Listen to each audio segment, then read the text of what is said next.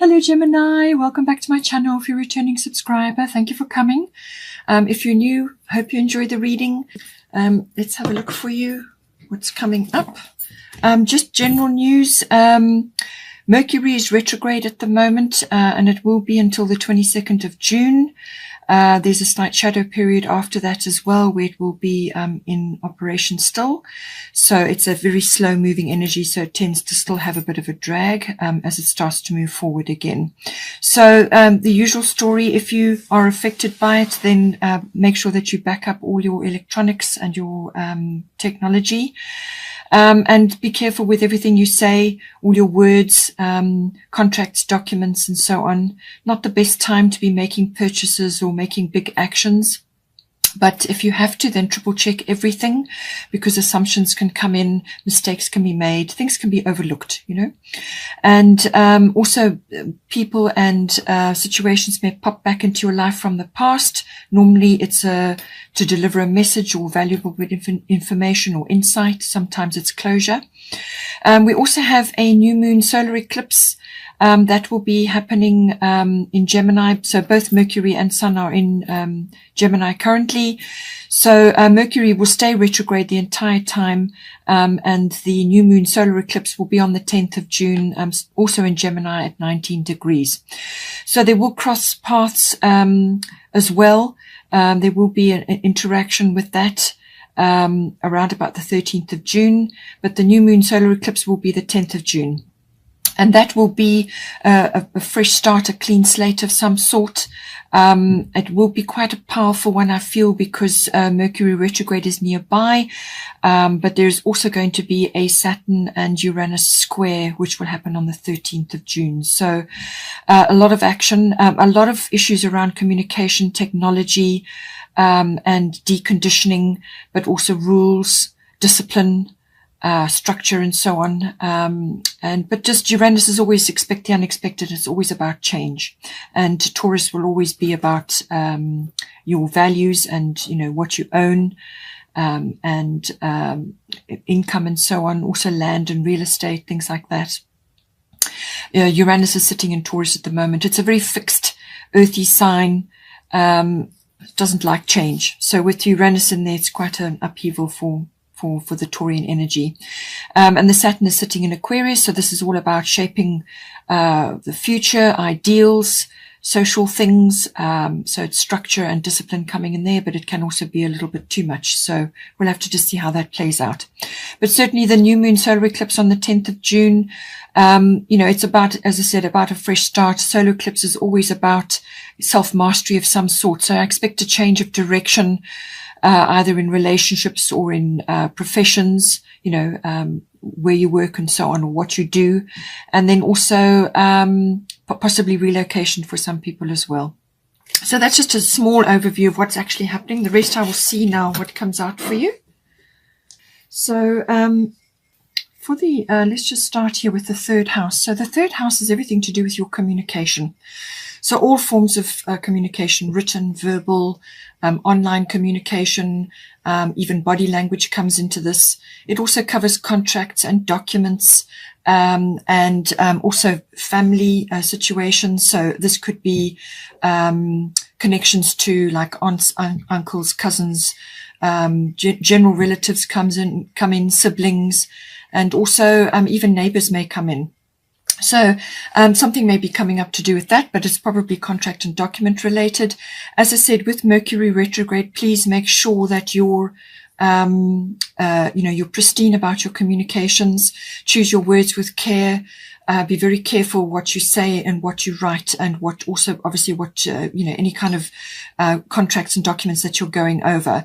While the Mercury retrograde is in action, certainly that will be the case, because it's an introspective period. It's a time for you to go inward, to actually pick up certain things, and also to notice aspects that perhaps need refinement or changing. So any kind of refinement is necessary, but it's an introspective period. It's anything with a a re in front of it. So go over things again, go over your plan again. Mercury retrograde is not a good time to be purchasing or making big actions, but if you have to, double check everything, as I said. So third house, all of those aspects coming in. It can also be about a short trip or a journey by car. This may come in, maps may come in, planning of some sort may come in for you. Now, with the South Node, there is something that needs to be let go of here. So South Node is always about releasing things from the past, things that have perhaps not been dealt with or haven't been sorted out correctly. And so it's about releasing those things. These are old things that have been in place or have not been dealt with from way back. It can be any kind of situation. It can be relationship-based. It can be family-based. It can be contract and documents. You may be releasing something, perhaps a place where you've lived and you may be moving on. It could be related to that. But it's certainly it can be a little bit difficult with this South Node energy, because this has normally been in your life for some time. In some cases, it can be past life. So this is something that's been in your life for some time, or it's something from the past or from earlier on in your life, and it needs to be released in order for you to move forward.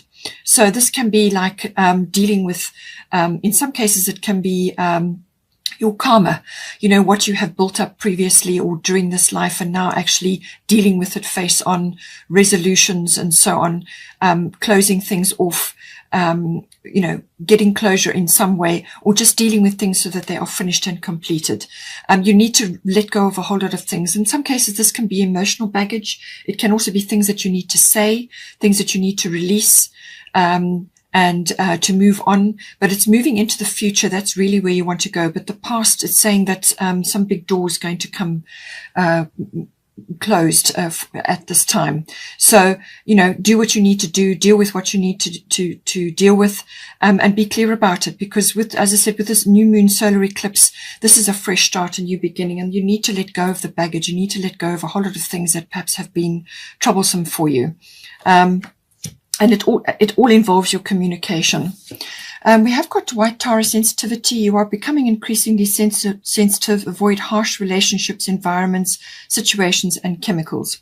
So certainly when you start going through this release period, when you start dropping the baggage and so on, it can be a little bit emotionally draining. So this will automatically make you sensitive.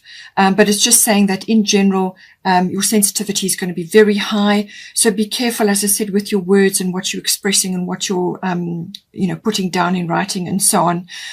Choose everything. Be very careful. Be very clear about what you're saying and doing.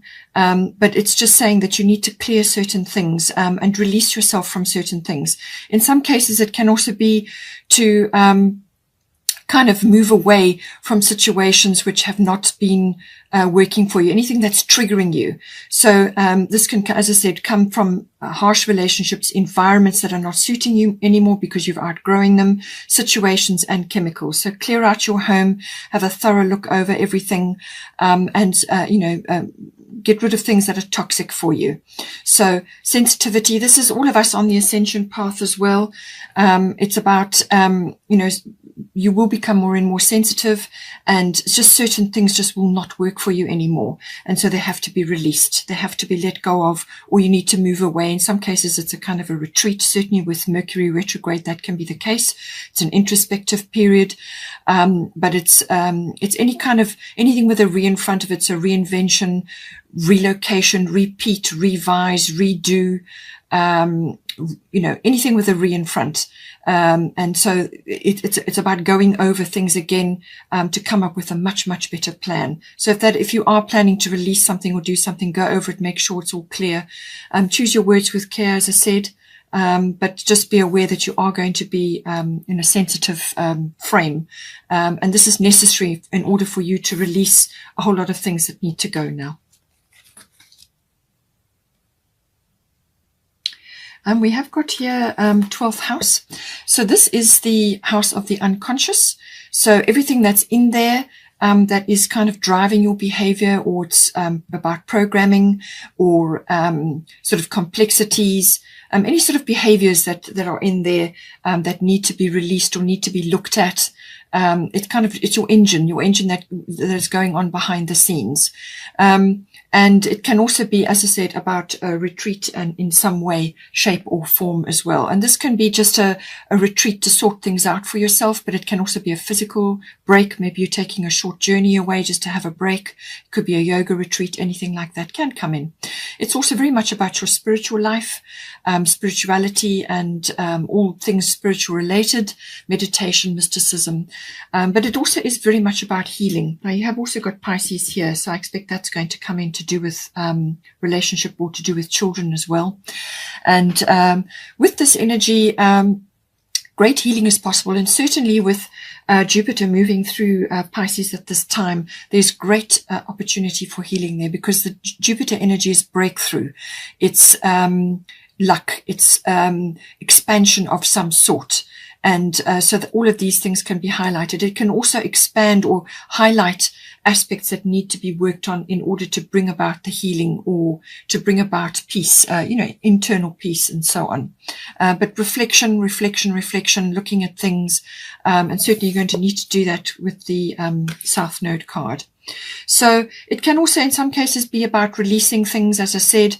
So this can be releasing things which have been troublesome for you. And these can be any kind of addiction or any kind of escapism, just not actually facing certain things that can also come in. But it also is about resolutions and endings, and that will come up with the South Node, as I said. So everything in the unconscious that needs to be sorted out will come out as well. Now you've got here part of fortune coming in. So this is a nice card to be coming in. This is a nice energy. In some cases, it can be very helpful, because it's like lady luck or good fortune is smiling on you. And so it can bring you, and I do feel that this is why it's going to activate possibly healing or some kind of resolution. It's going to bring you into a position of more power. And in some cases, this can be effort that you've been putting into something, and you're now going to see an increase of fortune or an increase of happiness or just an increase of lightness of being. The part of fortune can stir all those things up in you. And it really is, it's quite a rewarding energy. You can have, as I said, good fortune, or just be in a position of receiving things which are like blessings. And it can also be perhaps notoriety in some cases as well. So any of those energies can come in. In some cases, it can stir up things that in the 12th house that need to be released as well. It can cause an increase of those things. So take it as it resonates, but generally it's a very positive card. It can also be about the stirring of things within you which are related to your spiritual abilities or meditation abilities. So it could be like a hidden talent or a skill that you have, something that you haven't focused on in your life. It's something that's inherent, and this can be like your pot of gold. It's something that you need to focus on to bring into your life, to activate other aspects of your life, to light it up.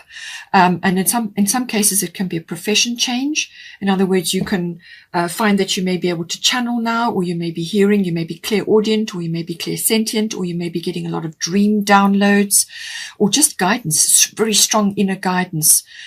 Whatever works for you. There's the 12th house is about all of those things as well. So it's spirituality, spiritual life, meditation, mysticism, and so on.